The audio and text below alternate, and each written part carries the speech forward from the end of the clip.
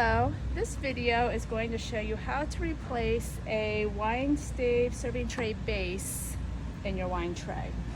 So first you're going to want to grab a drill or a screwdriver, and you're going to want to remove the 4 screws on one end.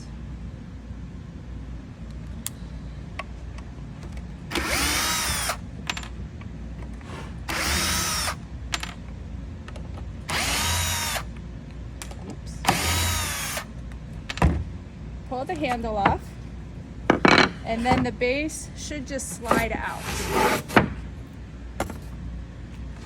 Then you can grab your new base and you'll slide it in the grooves.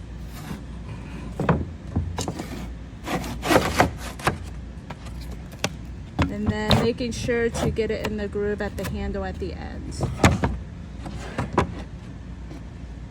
Put your handle on with the base in the groove.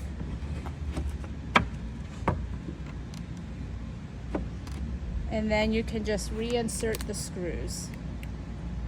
As you do so, you're pushing in your sides Yes. to make sure it's lined up. The sides already have the pre-drills from the last time, so you're just trying to line up and hit that hole. Looks good, nice and tight here.